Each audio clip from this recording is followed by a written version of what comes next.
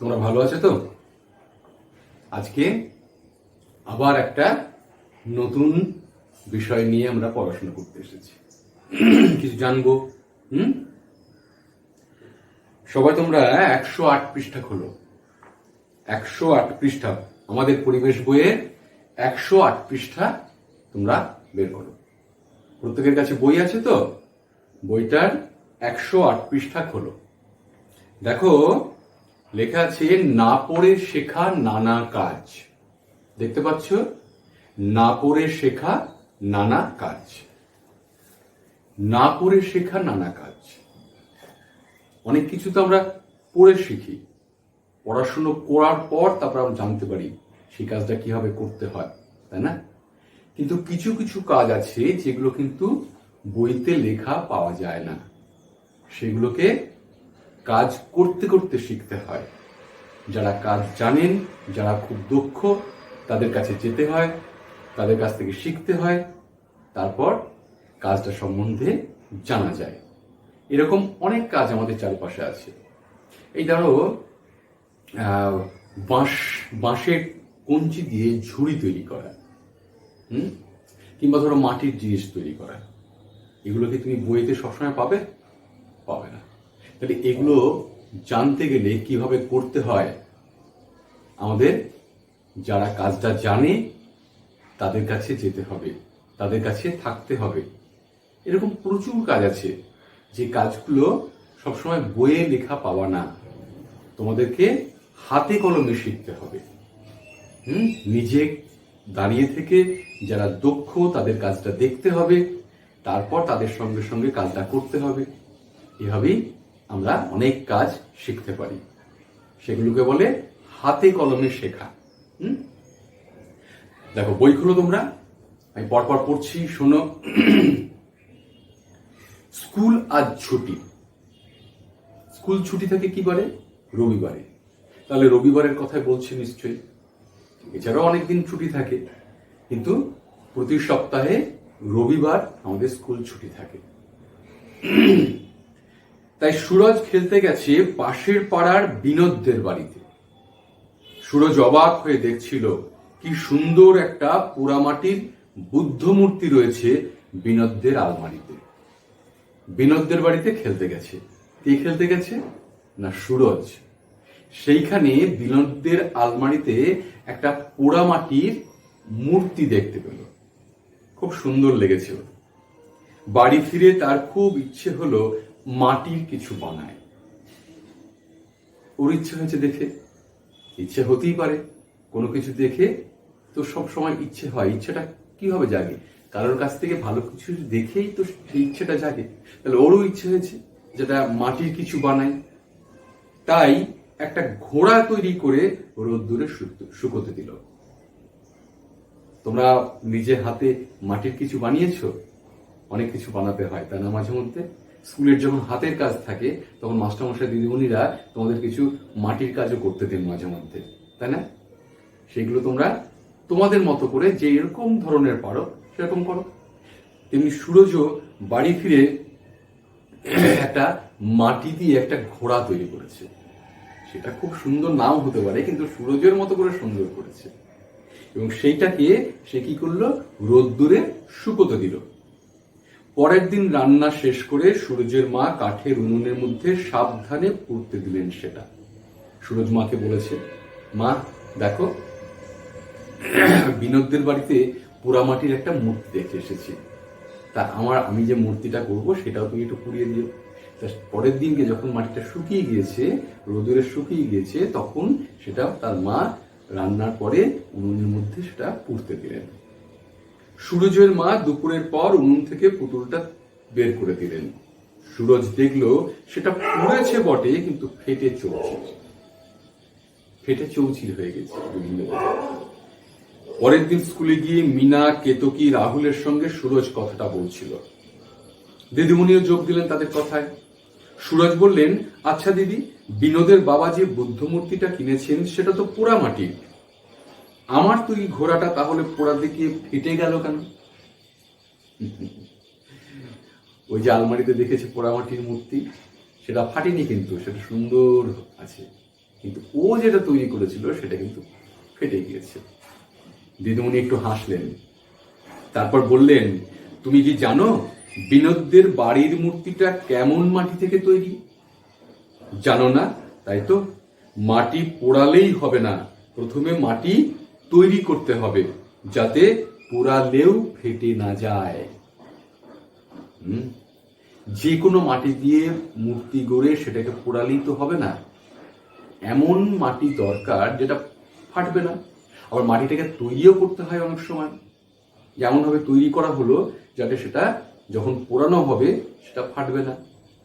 আমাদের আশেপাশে যখন ইট ভাটা, অনেক ইট ভাটা তোমরা অনেকে গিয়েছো হয়তো, ইট ভাটাতেও কিন্তু ইট পোড়ানো হয়, সেটাকে এমনভাবে পোড়ানো হয়, এমনভাবে মাটিটা তৈরি করা হয়, তারপরে সেটাকে পোড়ানো হয়, ইটটা কিন্তু ফাটে না। কিন্তু আমরা যদি করতে চাই ফেটে যাবে, মানে আমরা সেই মাটিটা তৈরি করা জানি না। তাহলে আমাদের কি করতে হবে? প্রথমে না মাটিটা কিভাবে তৈরি করতে হয় সেটা জানতে হবে। তাহলে এটা তোমাদের দেখে শিখতে হবে, জেনে শিখতে হবে, তাই না? কেতকী বললো, আমার দিদিমা মাটির পুতুল তৈরি করে পুড়িয়ে আমাকে খেলতে দেন, কই সেগুলো তো ফেটে যায় না। কেতকী বললো, দিদিমা কিন্তু এটা জানেন, ওকে মানে তৈরি করে দেন, তারপর সেটাকে পুড়িয়ে কেতকী খেলতে দেন, সেটা তো পুড়ে যায় না, ফেটে যায় না। তার মানে তোমার দিদিমা জানেন কোন মাটি কত তাপে কতক্ষণ ধরে পোড়ানো যায়। তুমি দিদিমার কাছ থেকে সেটা জানার চেষ্টা করো। সুরজ বললেন, তাহলে আমি কি করে জানবো? মিনা বলল, দিদিমণি বললেন, তুমি জানবে কেতকীর কাছ থেকে। আগে কেতকী জেনে নেবে দিদিমার কাছ থেকে, তারপর তুমি কেতকীর কাছ থেকে জানবে। আবার তোমার কাছ থেকে জানবে অন্যরা। এই যে এইরকম ভাবে এক একজনের কাছ থেকে এক একজন জানবে। হ্যাঁ, আমি যখন অন্যজনের কাছ থেকে কোনো একটা জানবো যে দক্ষ, তাহলে আমি জেনে গেলাম, আমি সেটা অন্যকে শেখাতে পারি। সেই রকম কেতকী তার দিদিমার কাছ থেকে জানবে, তারপর কেতকী জানার পর সেটা সে সুরজকে শেখাবে, সুরজ জানার পর সুরজও জানা হয়ে যাবে, তখন সে অন্যদের শেখাবে। এইভাবে পরপর একজনের কাছ থেকে আরেকজন শিখে জেনে অনেক কিছু তৈরি করা হয় আর কি। সবকিছু কিন্তু বইয়ে থাকে না, বা বইয়ের লেখার মাধ্যমে দেখে সেটা তৈরি করা যায় না, সেটা হাতে কলমে শিখতে হয়, তারপর সেটাকে তৈরি করা যায়। বুঝলেন? মিনা বলল, সবাই তাহলে সব জিনিস তৈরি করতে জানে না, শিখলে তবেই পারবে, কিন্তু শিখবে কি করে? এই যে এবার দিদিমণি বলছেন, এই যে এত রকমের হাতের কাজ বা শিল্পকর্ম, এক এক জায়গা এক এক রকমের শিল্পকর্মের জন্য বিখ্যাত, আর শুধু সেখানকার মানুষেরাই জানেন তার পদ্ধতি, কোথাও লেখা জোখা থাকে না। যেখানে যেটা তৈরি হয় সেখানকার মানুষ সেটাই জানেন, অন্য জায়গার মানুষ সেটা জানতে পারেন না। কেন? কারণ তারা শিখতে চান না। যদি শিখতে চান অবশ্যই জানতে পারবেন। তাহলে এক একটা জায়গায় এক একটা শিল্পকর্মের জন্য বিখ্যাত। বাঁকুড়ায় তেমনি পোড়ামাটির কাজের জন্য বিখ্যাত। তো বাঁকুড়ার ওই দিককার যে সমস্ত জায়গায় পোড়ামাটির কাজ হয়, সে সমস্ত জায়গার লোকেরা জানে পোড়ামাটির কাজ কিভাবে হয়, কিভাবে পোড়ামাটির পুতুল তৈরি করা হয়। আমাদের এদিককার মানুষ অতটা জানে না, কারণ তারা শিখতেও চায় না, আর তারা জানেও না বিষয়টা, তাদের শেখার আগ্রহ নেই, তারা কোনোদিন যায়নি। ফলে যাদের আগ্রহ আছে, যারা শিখতে চায়, তারাই শিখতে পারবে। বুঝতে পেরেছো? যেখানে যেটা বিখ্যাত সেখানকার লোকরা সেটা জানেন এবং করে থাকেন। আর শুধু সেখানকার মানুষরা জানেন তার পদ্ধতি, কোথাও লেখাচোখা থাকে না। একজন অন্যজনকে হাতে ধরে কাজটা শেখান। এই যে পোড়ামাটির কাজ, বাঁকুড়ায় গেলে দেখবে কত রকমের পোড়ামাটির জিনিস, কিন্তু ওই জিনিস তৈরি করতে গেলে কি কি মিশিয়ে মাটি তৈরি করতে হবে, কতটা পোড়াতে হবে, এইসব বিষয় আগে জানতে হবে। কি কি মাটি ওটাকে মেশাতে হবে, তারপর সেটা কিভাবে পোড়াতে হবে, সেই বিষয়টা আগে জানতে হবে। তারপর পোড়ামাটির জিনিস বা পোড়ামাটির পুতুল তৈরি করা যাবে। সুরজ বলল, না হলে ঠিক মতো হবে না। মাটি তৈরি না হলেও হবে না, আবার বেশি বা কম পুড়লেও চলবে না। যারা এই কাজটা করেছেন তাদের জিজ্ঞেস করলেই জানতে পারবে যে সবটাই তারা হাতে কলমে শিখেছেন। তাহলে এমন ভাবে মাটিটা তৈরি করতে হবে যাতে সেটা ফেটে না যায়, আবার এমন ভাবে সেটাকে পোড়াতে হবে যে আগুনের যে তাপমাত্রাটা সেটা এমনভাবে রাখতে হবে যাতে সেটা বেশিও না হয়ে যায়, আবার কমও না হয়ে যায়। বেশি হলেও ফেটে যাবে, কম হলেও পুড়বে না। তাহলে এমন একটা তাপমাত্রা রাখতে হবে যেটাতে পোড়ামাটির জিনিসপত্রগুলো বা পোড়ামাটির পুতুলগুলো সুন্দরভাবে পড়ে কোনো ফেটে না যায়। বুঝতে পেরেছো? তাহলে সেই জিনিসটা কিন্তু জানতে হবে। না জেনেই আমি যেরকম তাপমাত্রাতে আমি পুতুলটা বসিয়ে দিলাম আর ঠিকঠাক হয়ে যাবে তা তো নয়, সেটা ফেটে যাবে, চৌচির হয়ে যাবে, আর সেটা তুমি ভালো করতে পারবে না, তাই তো? রাহুল বলল, আমাদের বাড়িতে যখন খাটের গায়ে নকশা করছিলেন মোহন জেঠু, তখন দেখেছি কত রকমের যন্ত্রপাতি তার, আর হাতুড়ি মারার জোরও কখনো কম কখনো বেশি। তাহলে আগেরটা কি ছিল না, পোড়ামাটির পুতুল। এখন রাহুল কি বলছে না, কাঠের কাজ, কাঠের গায়ে নকশা। যখন দেখবে খাট তৈরি হয়, খাটের গায়ে অনেক নকশা তৈরি হয়। দরজা জানলাতেও অনেক সময় নকশা তৈরি করে, আলমারিতেও অনেক সময় নকশা তৈরি করে। সেই নকশাগুলো কিন্তু কাঠ কেটে কেটে সুন্দর করে তৈরি করে। তখন কি বললেন, যা মোহন জেঠু তৈরি করছিলেন, যিনি তৈরি করছিলেন তার নাম মোহন। কত রকমের যন্ত্রপাতি, বিভিন্ন রকমের যন্ত্রপাতি লাগে। কোনোটা দিয়ে গোল রকম করা যায়, কোনোটা দিয়ে ত্রিকোণার আকৃতি করা যায়, কোনোটা দিয়ে সোজাভাবে কাটা যায়, বিভিন্ন রকমের। কোনোটা দিয়ে বেশি করে গর্ত করা যায়, তাই না? অল্প করে গর্ত করতে গেলে আরেক রকমের মেশিন লাগে। কোনোটায় জোরে মারতে হয়, কোনোটার ক্ষেত্রে যেটা বেশি গর্ত করতে হবে, যেটা আস্তে হালকা করে গর্ত করতে হয় সেটাকে আস্তে মারতে হবে। তো সেইগুলো সমস্ত জানতে হবে। তো না জানলেই আমি কাঠের উপর নকশা করতে পারবো না। তাহলে সেই বিষয়ে আগে কি হতে হবে, আমাদের দক্ষ হতে হবে, জানতে হবে। তিনি দক্ষটা কিভাবে হয়েছেন, তিনি অন্যজনের কাছ থেকে জেনেছেন, শিখেছেন, নিজে কাজ করেছেন, নিজে কাজ করতে করতে দক্ষ হয়েছেন। তাহলে শুধু জানলে বা শিখলেই হবে না, নিজে হাতে ধরে কাজ করতে হবে, এবং সেটা কাজ করতে করতে করতে করতে একদিন তিনি দক্ষ হয়ে উঠবেন। তখন আর তার কোনো ভুল হবে না, তখন তিনি আবার অন্যজনকে শেখাতে পারবেন, তাই না? তাহলে প্রথমে পোড়ামাটির কাজ হলো, এখন হলো কাঠের কাজ। রাহুলের মতো তোমরাও লক্ষ্য করে দেখবে যারা কাঠ বা পাথর খোদাইয়ের কাজ করেন। আরেকটা কাজের কথা চলে এলো, সেটা হচ্ছে পাথর খোদাই। তাদের কাজ করবার পদ্ধতি অন্যরকম। সোজা বা বাঁকা, তীক্ষ্ণ বা চওড়া কত রকম যন্ত্র লাগে, বিভিন্ন রকমের যন্ত্র লাগে। কেতুকি বলল, শুনেছি ডোকরার পুতুল পেতলের বাতিল অংশ বা অন্য ধাতু গলিয়ে অথবা ব্রোঞ্জ ব্যবহার করে তৈরি করা হয়। তাহলে প্রথমে কি হলো, পোড়ামাটির কাজ, তারপর কাঠের কাজ, তারপর কি হলো পাথর খোদাইয়ের কাজ, তারপর এখন এসেছে আবার ডোকরার পুতুল। ডোকরার পুতুল সেটা কিভাবে বানানো হয় না, পেতলের বাতিল অংশ বা অন্য ধাতু গলিয়ে অথবা ব্রোঞ্জ ব্যবহার করে তৈরি করা হয়।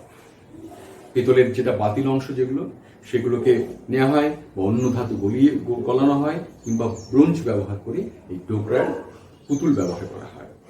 কিন্তু কেতুকি, তুমি নিশ্চয়ই এটা লক্ষ্য করনি যে দুটো একেবারে একই রকম জিনিস নেই সেখানে। ঠিক দেখিনি তো, কেন এরকম হয় দিদি?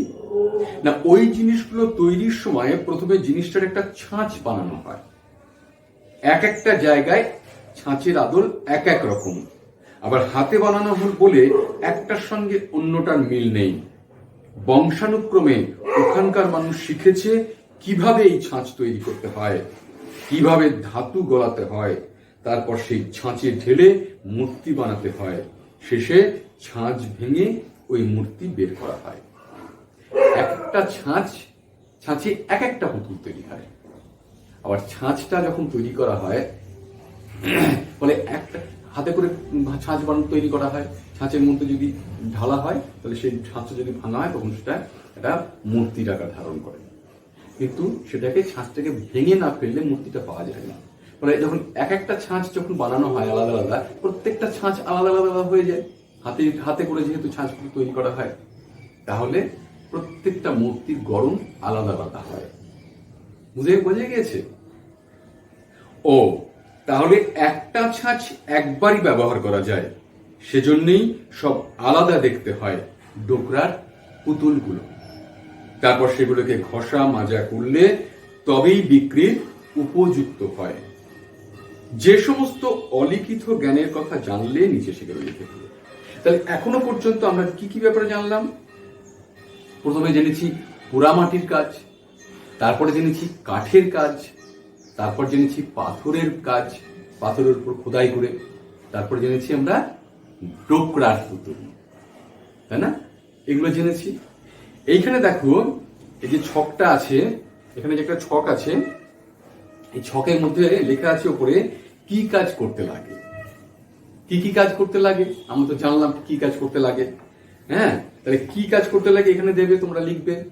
আর কি কি বিষয়ের জ্ঞান প্রয়োজন, ওই যে জিনিসটা তৈরি করতে গেলে, ওই যে কাজটা করতে গেলে আমাকে কি কি জানতে হবে, কোন কোন বিষয়টা জানতে হবে, সেটা ওই পাশের মধ্যে লিখতে হবে। যখন তুমি মাটির পুতুল লিখবে, পোড়া মাটির পুতুল, তখন কি কি জানতে হবে তোমাকে? কি কি জানতে হবে না, মাটিটা কি করে তৈরি করতে হবে, তারপর সেটাকে কিরকম উষ্ণতায় সেটাকে পোড়াতে হবে, তাই না? যখন কাঠের কাজ করতে হয়, তখন কাঠের কাজে করতে গেলে, কাঠের যখন খোদাই করছে তখন কিভাবে সেটাকে হাতুড়ি দিয়ে ঘা মারতে হবে, কোন কোন যন্ত্রপাতি ব্যবহার করতে হবে সেই জায়গাটায়, তাই না? আবার পাথরের কাজ করতে গেলেও তাই, জোরে ঘা মারলেই পাথরটা ভেঙে যেতে পারে। তাহলে পাথরটা জোরে মারবো না আস্তে মারবো সে ব্যাপারে একটা ধারণা থাকতে হবে। সেখানে কোন যন্ত্র ব্যবহার করবো সেটাও একটা ধারণা থাকতে হবে। তারপর কি হলো ডোকরার কাজ। ডোকরার কাজে কি কি ব্যবহার করতে হবে? ফেলে দেওয়া যেগুলো বাতিল পিতলের অংশ বা অন্য ধাতু, সেগুলো গলাতে হবে। আবার অনেক সময় ব্রোঞ্জ ব্যবহার করা যেতে পারে, তাই না? তাহলে এইগুলোকে কিভাবে করতে হবে ডোকরার কাজ? ছাঁচ তৈরি করতে হয়। প্রথমে একটা ছাঁচ তৈরি করতে হয়, যে জিনিসটা তুমি বানাতে যাবে সেই জিনিসটা ছাঁচ। তারপর সেই ছাঁচের মধ্যে ঢেলে যেটা যখন শুকিয়ে যাবে তখন সেই ছাঁচটাকে ভেঙে তখন সেই পুতুলটা তুমি পাবে। তাহলে এইভাবে এইগুলো জানতে হবে। হ্যাঁ, তাহলে এইটা তোমরা করে ফেলতো, এইটা করে ফেলে আমাদের এই গ্রুপে তোমরা পোস্ট করো। কেবলমাত্র তোমরা শুধু এই ছকটাই লিখবে এবং যেরকম করে ছক কাটাচ্ছে সেরকম করে করছো, তারপরে করো। কেমন?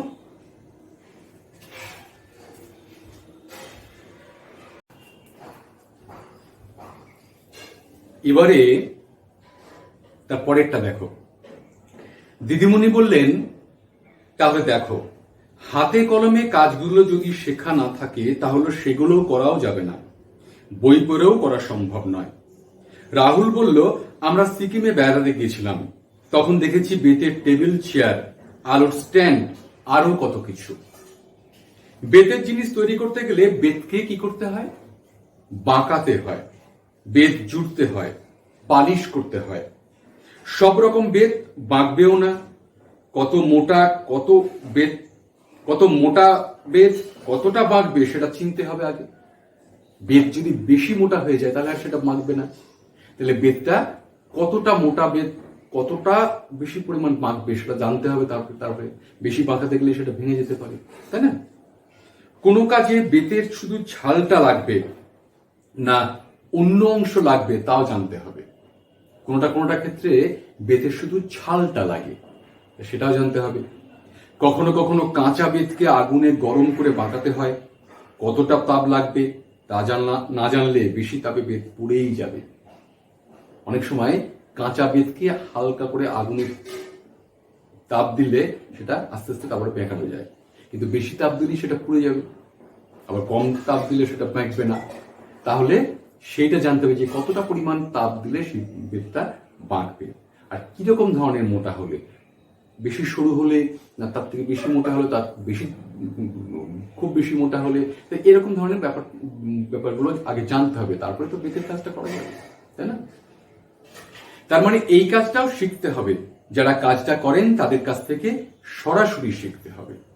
পাশে একটা বেতের মোড়া আছে, দেখো, ওই মোড়াটা বেত দিয়ে তৈরি। তো সেটা না শিখলে সে বেতের মোড়াও তৈরি করা যাবে না, তাই না? এবার দেখো, তোমার এলাকায় নিচের কাজগুলোর কোনটা হয় কি তার সম্বন্ধে নিচের তথ্যগুলো পূরণ করো। তোমাদের এলাকায় যে সমস্ত কাজগুলো হয়, কারণ কি ধরনের কাজ দিয়েছে দেখো, কাঠের কাজ, মাটির কাজ, নরম পুতুল তৈরির কাজ, যে কোনো রকম গয়না তৈরির কাজ, আর শাড়ির পাড়ের নকশা বোনা, এই কাজগুলো পরপর দিয়েছে। এর মধ্যে কোনো না কোনো কাজ তো তোমার পাড়াতেই হয়, তোমার গ্রামের মধ্যে হয়, এবং যিনি করছেন তার পরিবারের অন্য কেউ কাজটা করেন বা করতেন কিনা, যিনি করেন তার পরিবারের কি কেউ কাজ করতেন, না তিনি অন্য কাজ কোথা থেকে শিখেছেন, সেটা এখানে লিখতে বলেছে। তিনি কাজটা কার কাছ থেকে শিখেছেন, তাহলে এটা জানতে গেলে কোথায় যেতে হবে? তার কাছে যেতে হবে, তার কাছে কাজটা দেখতে হবে, তার কাছে জেনে এখানে এই ছকটা পূরণ করতে হবে। এটাকে পূরণ করবে তোমরা যদি জেনে থাকো, আগে থেকে যদি জেনে থাকো, তোমরা এখানে পূরণ করে দেবে। যদি না জেনে থাকো, তোমাদেরকে জানতে হবে তাদের কাছে গিয়ে, তাই না? তাহলে যদি সম্ভব হয় তাহলে দেখবে, যদি তোমরা আগে থেকে জেনে জানো আর কি, তাহলে এটাকে সুন্দর করে পূরণ করে আমাদের এখানে পোস্ট করতে পারো। আমার মা ভালো আলপনা দিতে পারেন। আমরা লাল মাটির দেশের মানুষ, সেখানে বনের কাছাকাছি যেসব মানুষ থাকেন তাদের মাটির দেওয়ালে, বাড়ির দেওয়ালে আলপনার মতো বিভিন্ন ছবি আঁকা থাকে। লাল মাটির দেশের মানুষ মানে লাল মাটি কোথাকার হয়? বীরভূমের দিকে, বাঁকুড়ার দিকে লাল মাটি থাকে, মাটি লাল হয়। সেই সমস্ত দেশে মাটির বাড়ি থাকে অনেক, সেই মাটির বাড়িতে অনেক সময় বিভিন্ন ধরনের নকশা করা থাকে, সেগুলো দ্বারা সেই নকশার কাজটা তারা খুব ভালো পারেন। তবে যারা পারেন তাদের কাছ থেকে অন্যজন আবার শিখেছেন, মা দিদিমাদের কাছ থেকে শিখতে পারেন, ঠাকুমাদের কাছ থেকে শিখতে পারেন, কিংবা অন্যদের কাছ থেকেও শিখতে পারেন, তাই না? সেই সমস্ত এলাকার মানুষজন, বিশেষ করে মহিলারা, এই হাতের কাজটা খুব সুন্দর করেন। এসব নকশা তাদের নিজস্ব সৃষ্টি, তাই অন্য কোথাও দেখতে পাবে না।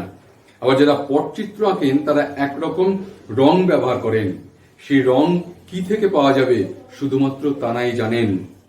কোন জিনিস রং করতে কি রং ব্যবহার করতে হবে সেটাও শুধু হাতে কলমে শিখে নেন ভবিষ্যতের শিল্পীরা। কি ধরনের রং ব্যবহার করতে হবে সেটা হাতে কলমে শিখে নেন। এই জন্যই ওই পটে আঁকা ছবিগুলো একটু অন্য রকমের, তাদের রংগুলো ঠিক সাধারণ রঙের মতো নয়। এখন ভেবে দেখো, সাধারণ রঙের মতো কেন নয়? সেই রঙগুলো তারা নিজেরা তৈরি করেন বিভিন্ন উপকরণ থেকে।